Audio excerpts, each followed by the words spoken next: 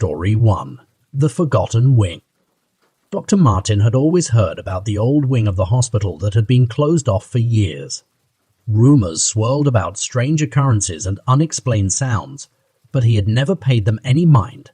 Until one night, as he finished a late shift, he heard faint crying from the direction of the abandoned wing. Unable to shake his curiosity, he grabbed a flashlight and headed up the stairs to the forbidden floor. The air was thick with the scent of mildew, and the walls were peeling from years of neglect. The crying grew louder as he made his way down the dark corridor, the sound echoing off the walls, sending chills down his spine. He stopped in front of a door at the end of the hallway, slightly ajar.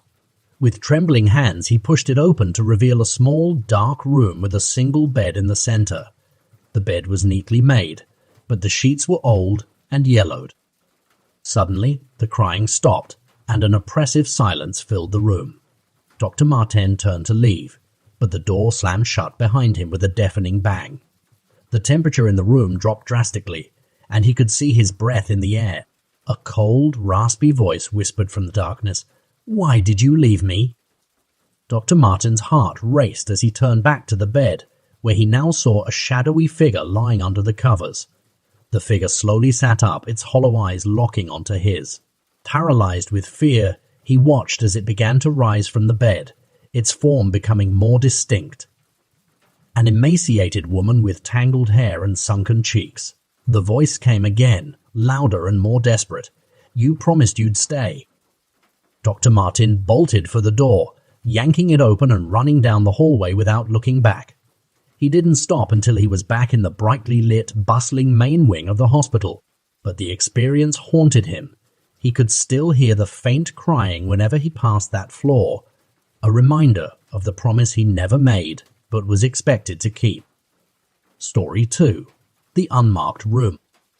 Nurse Emily was a seasoned night shift worker, used to the eerie stillness of the hospital after hours. But one night, as she made her rounds, she noticed something unusual, a door at the end of the corridor that she had never seen before. It was unmarked, with no number or label to indicate its purpose. The door was slightly ajar, and a dim light flickered inside. Curiosity got the better of her, and she pushed the door open. Inside was a small, sterile room, illuminated only by a single flickering fluorescent light.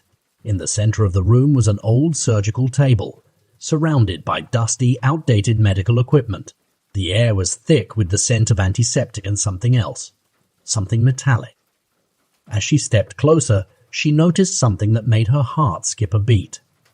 The table was stained with dried blood, the dark brown patches unmistakable.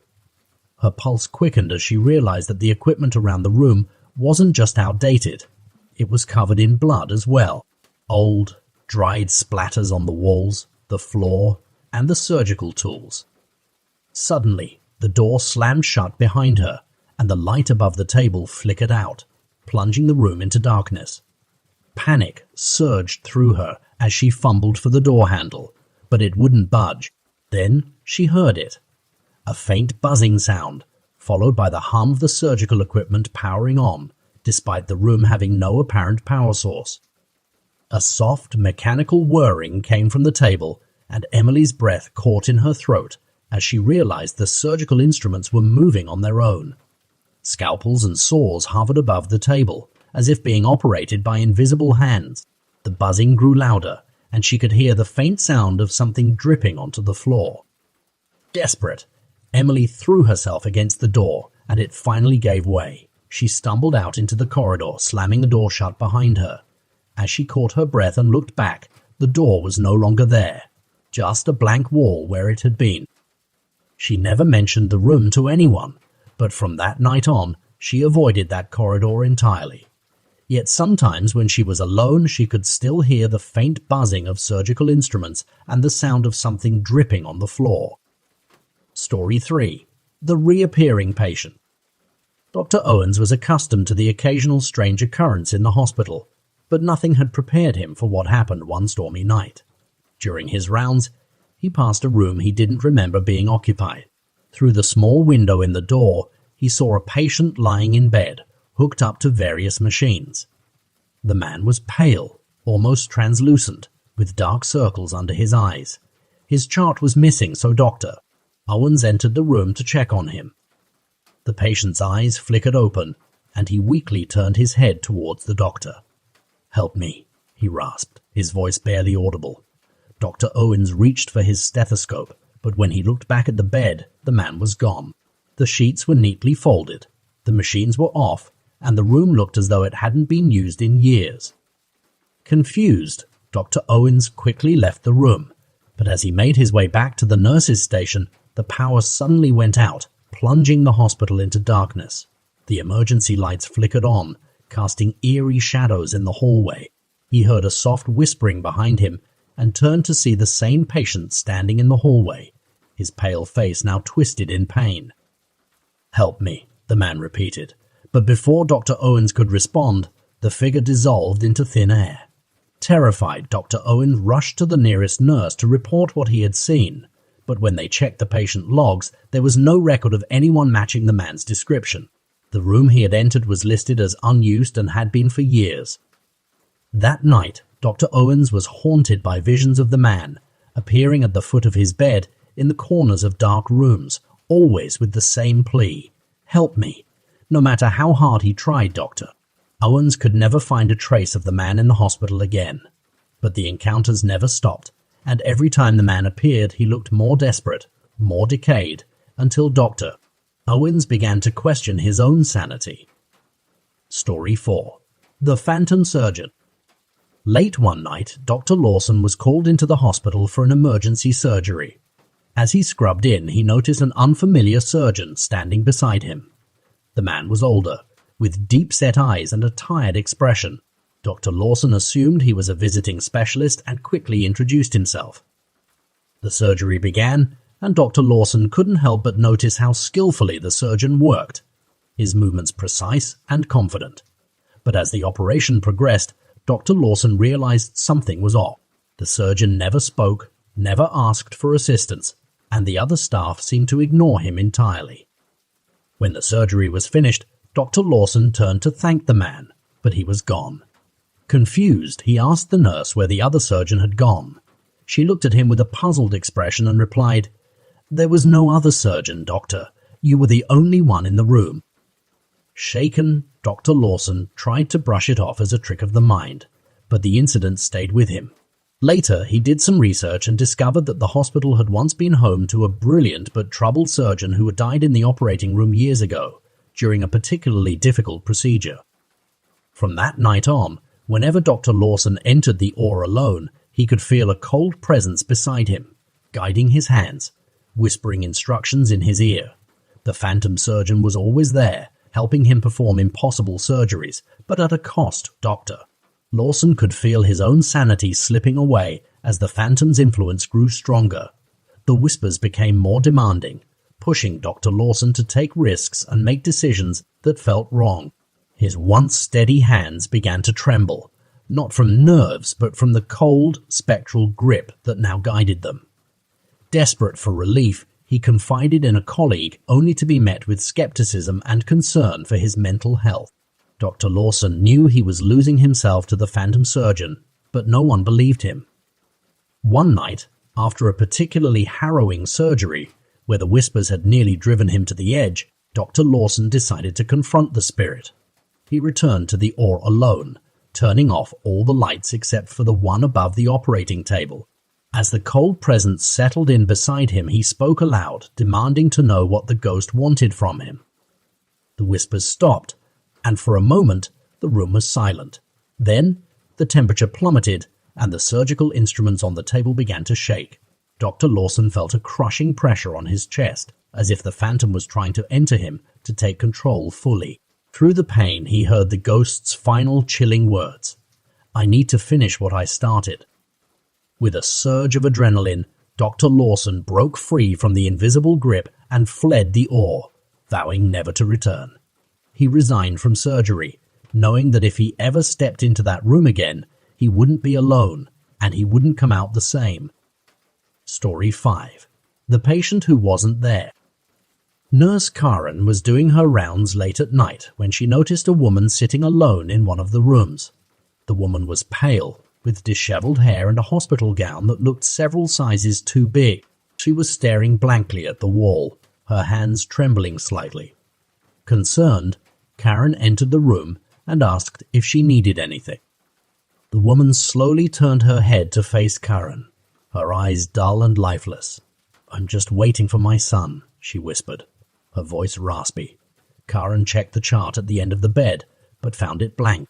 There was no record of this patient being admitted. Puzzled, Karen left the room to check with the nurse on duty. When she returned, the room was empty.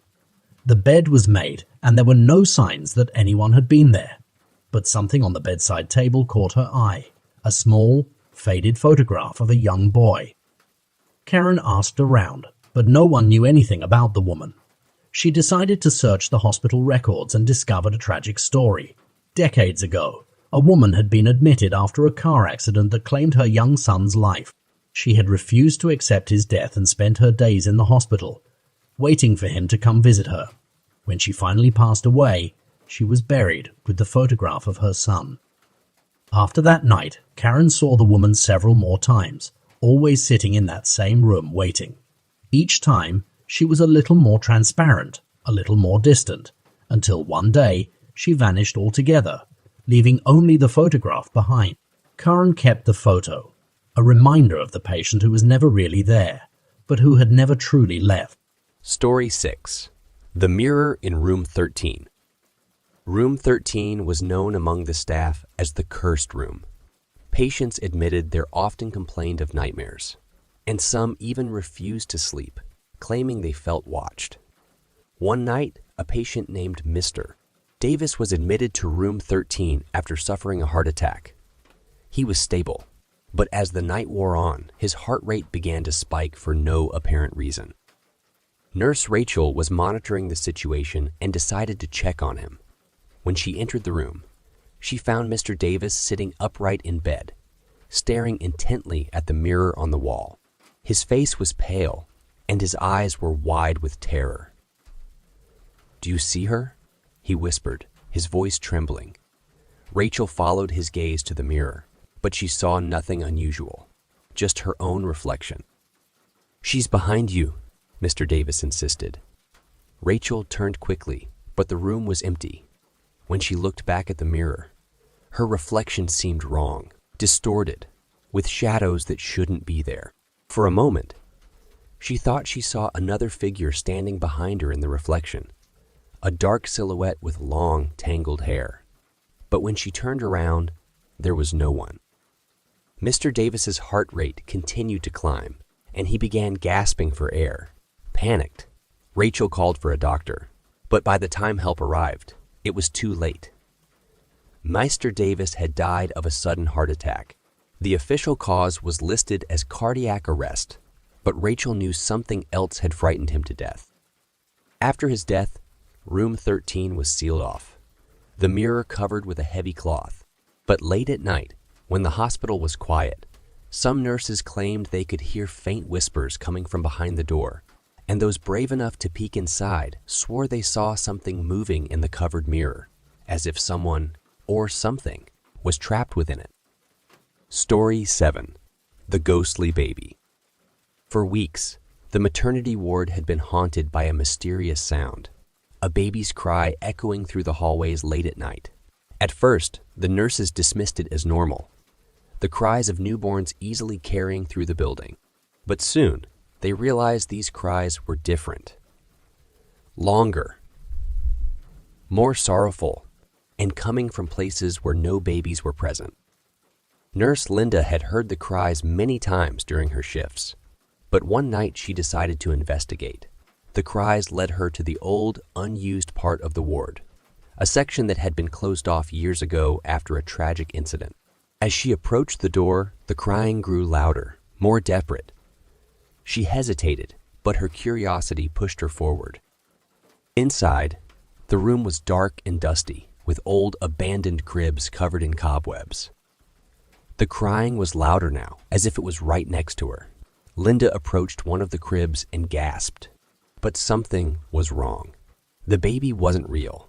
It was a doll, its face cracked and discolored. The crying continued even though the doll's mouth was closed. Linda backed away, her heart pounding, and as she did, she heard a soft voice whisper, "My baby. Where is my baby?" She spun around, but the room was empty. Terrified, Linda fled the ward and never returned to that section again. The crying eventually stopped, but the memory of that night lingered.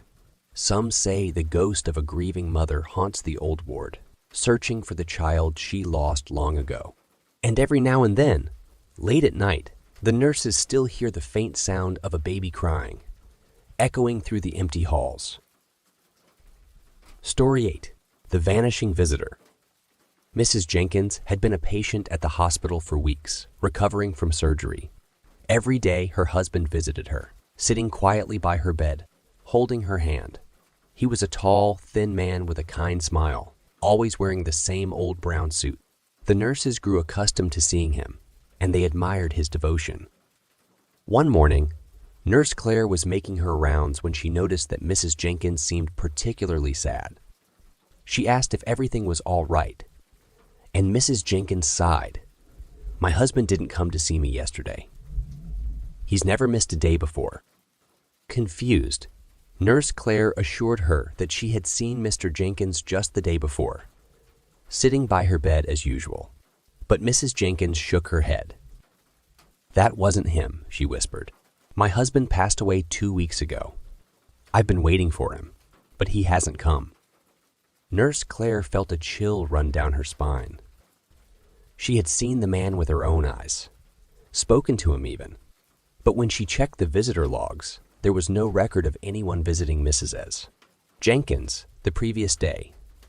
Even more disturbing, when she checked the security footage, the cameras showed Mrs. Jenkins sitting alone in her room, talking to someone who wasn't there. The next day, Mrs. Jenkins passed away peacefully in her sleep, a small smile on her face. The nurses believed her husband had finally come to take her home.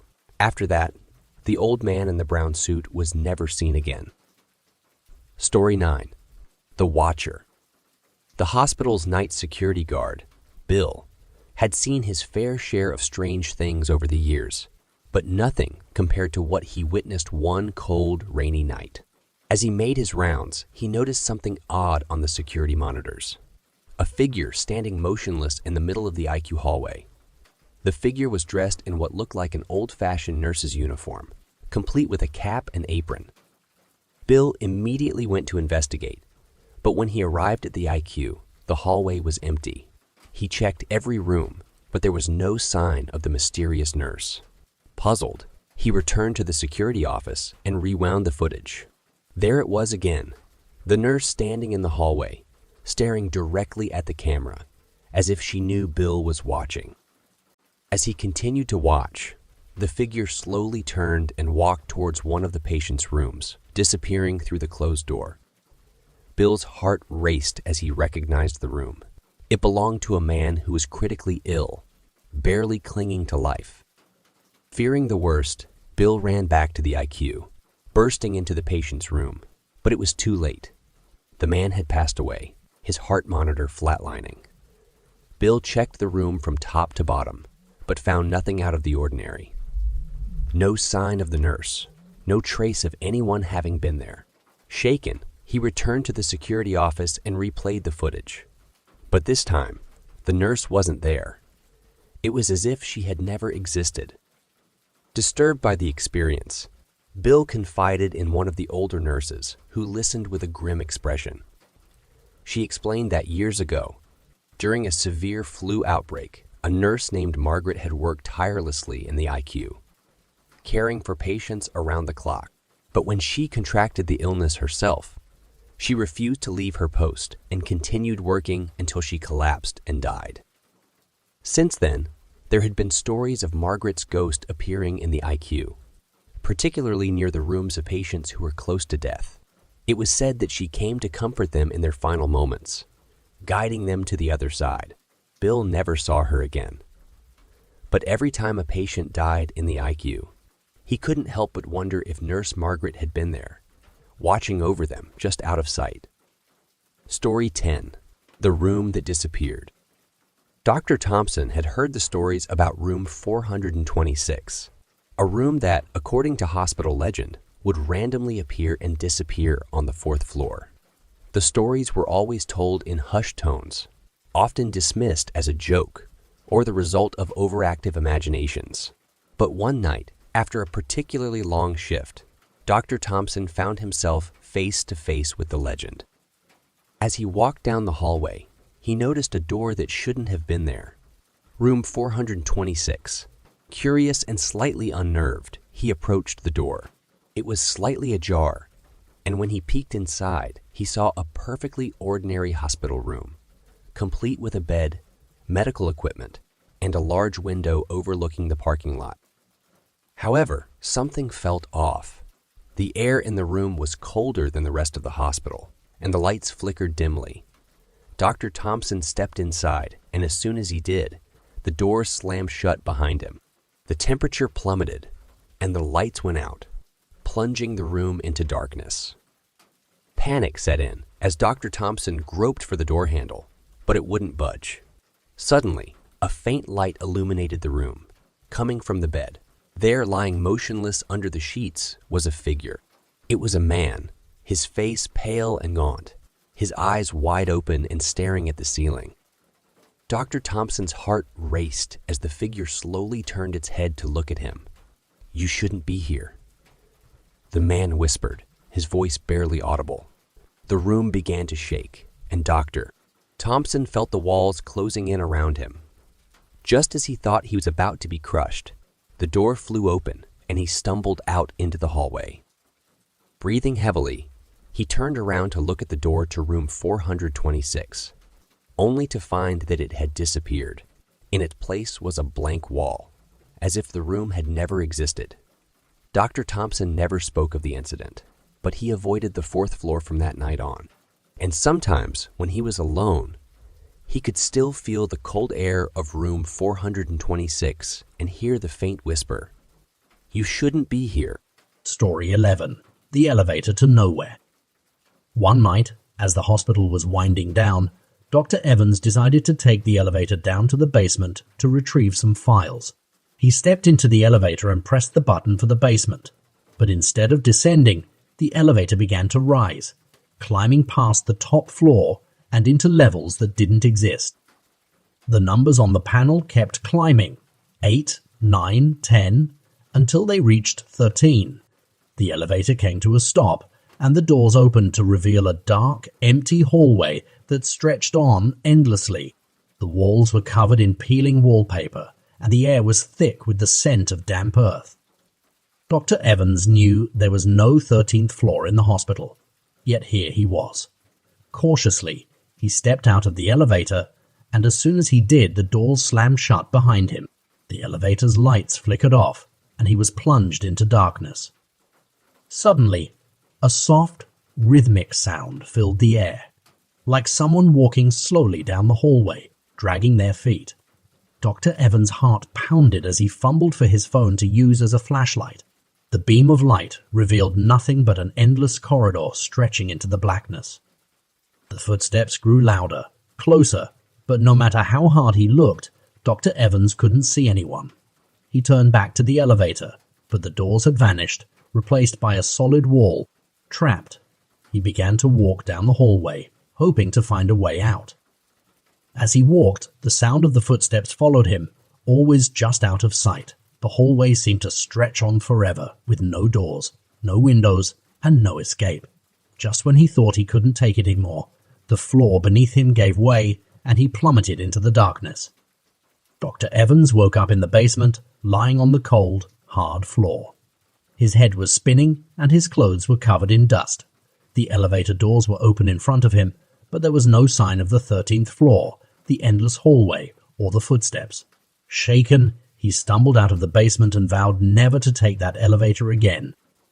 But every time he passed by, he couldn't help but glance at the panel, half expecting to see the number 13 light up, inviting him back to the place where time and space twisted into a nightmare. Story 12. The Whispering Walls.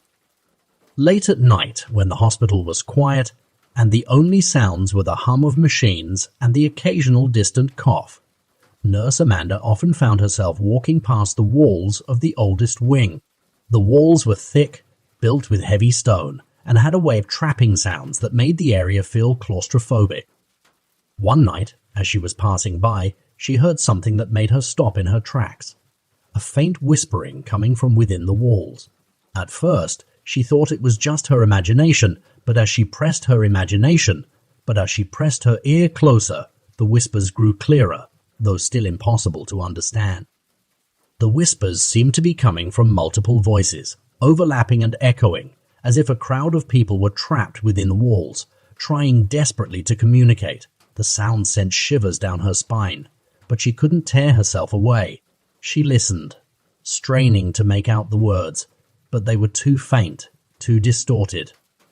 Suddenly, the whispers stopped, replaced by a loud, mournful wail that reverberated through the hallway. Amanda jumped back, her heart pounding, and hurried away from the wall.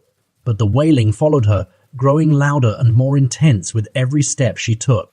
It was as if the walls themselves were alive, filled with the spirits of those who had died within the hospital's confines, crying out for help that would never come. From that night on, Amanda avoided that hallway, but the experience haunted her. She could still hear the whispers in her dreams, soft and insistent, as if the voices were trying to tell her something she wasn't sure she wanted to know. Story 13. The Cold Spot. One of the oldest sections of the hospital was known for its strange occurrences, but nothing was more unsettling than the cold spot in room 219. The room was always icy cold, no matter how high the heat was turned up. Patients who stayed there often complained of feeling watched, and some reported waking up in the middle of the night, unable to move, with the sensation of icy hands gripping their limbs.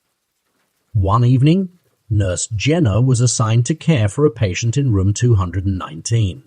As she entered the room, she immediately felt the temperature drop, and her breath came out in visible puffs. She tried to reassure the patient, an elderly woman recovering from surgery, but the woman's eyes were wide with fear. "Please don't let it take me," the patient whispered, clutching Jenna's hand with surprising strength. Before Jenna could respond, the room grew even colder, and the lights flickered. A shadow appeared in the corner of the room, growing darker and more defined as it slowly approached the bed. Jenna's heart raced as she watched the shadowy figure, too terrified to move. The patient let out a weak, terrified cry as the shadow reached the bed and seemed to loom over her, its icy presence palpable. Jenna finally snapped out of her paralysis and reached for the call button. But as soon as she did, the shadow vanished, and the room returned to its normal temperature. The patient was left shivering and pale, but unharmed. However, she insisted on being moved to another room, and Jenna couldn't blame her. The cold spot remained in room 219, and over the years, it became a place of dread, avoided by staff and patients alike. But every now and then, someone would be assigned to the room, and the icy hands would return, reaching out from the darkness, reminding everyone that some places are never truly empty. Story 14. The Death Knocker. Nurse Kelly had heard the stories about the Death Knocker from her colleagues, but she had always dismissed them as nothing more than superstitious nonsense. The legend went that if you heard 3 knocks on your door during the night shift, it meant death was coming for someone on your floor. It was just a tale to scare new nurses, or so she thought. One night, during an unusually quiet shift, Kelly was sitting at the nurses' station, catching up on paperwork. The hospital was eerily silent, the usual hum of activity replaced by an oppressive stillness. As she reached for another chart, she heard it, 3 sharp, distinct knocks coming from the door at the end of the hall. Kelly froze, her hand hovering over the chart, the sound echoing in her ears. Her heart pounded as she tried to dismiss the noise. It was probably just someone messing with her, she thought. But curiosity got the better of her, and she decided to investigate. She walked down the hallway, each step heavier than the last, until she reached the door where the knocks had come from. It was a supply closet, one that was always kept locked at night. Hesitant, Kelly pressed her ear to the door, listening for any sign of movement inside. There was nothing but silence. She took a deep breath and knocked back, her knuckles rapping against the cold metal. For a moment, there was no response, and she began to relax, thinking it was just her imagination. But then from the other side of the door came 3 more knocks, slow, deliberate, and unnervingly loud. Kelly's blood ran cold as she backed away, fear creeping up her spine. Suddenly the door creaked open just a crack, and a cold breeze rushed out, carrying with it the faint scent of decay. Panicked, Kelly ran back to the nurse's station, her heart racing. She tried to compose herself, but just as she picked up the phone to call security, a shrill alarm sounded from one of the patient rooms. The monitors were going haywire, signaling a rapid decline. She rushed to the room, but it was too late. The patient had passed away, their face twisted in a final expression of terror. The death was sudden and unexpected, and it shook Kelly to her core. The knocks had been a warning, she realized, a grim harbinger of the tragedy that was to come. From that night on, she couldn't shake the fear that the death knocker would return, that the ominous sound would signal another life lost in the still of the night. Story 15. The Lullaby. There was an old, unused nursery in the hospital, a relic from decades past when the building had served as a maternity ward. The nursery had long since been shut down, the windows boarded up and the doors locked. But late at night, some of the nurses claimed they could hear a soft lullaby drifting through the halls, the sweet, haunting melody of an old music box. Nurse Laura had always been skeptical of such stories, dismissing them as nothing more than overactive imaginations. But one night, as she was finishing her rounds, she heard it, a faint, tinkling tune echoing down the hallway.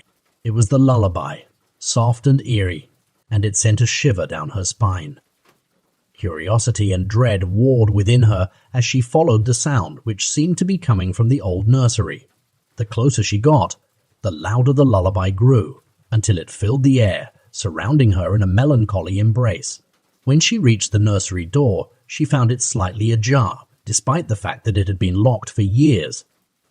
With trembling hands, Laura pushed the door open and stepped inside. The room was dusty and abandoned, the cribs long empty, and the walls covered in faded pastel murals. But in the center of the room, sitting on the floor, was a small music box, its lid open, playing the haunting lullaby. Laura's breath caught in her throat as she stared at the music box, its delicate mechanism turning slowly, as if an invisible hand were winding it. She knew it wasn't possible. The box should have been broken or rusted after all these years. Yet it played on, the melody weaving through the silent room. As she took a step closer, she noticed something even more unsettling.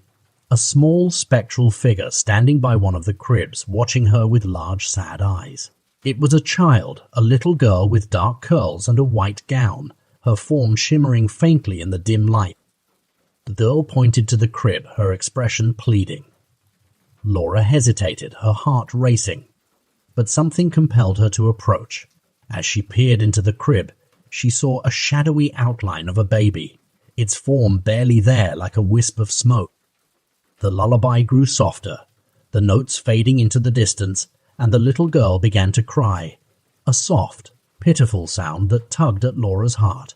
She reached out to comfort the child, but her hand passed through the ghostly form, and the girl vanished, leaving the room empty and cold. The music box stopped playing, its lid snapping shut with a final, echoing click. Laura was left standing in the silent nursery, the weight of sorrow hanging heavy in the air. She realized that the spirits of the child and the baby were trapped, waiting for someone to acknowledge their existence, to mourn their lost lives. Laura left the nursery, closing the door behind her, and made a silent promise to remember the children who'd been forgotten. The lullaby was never heard again, but the memory of that night stayed with her, a reminder that some souls linger, longing for the comfort they never received in life.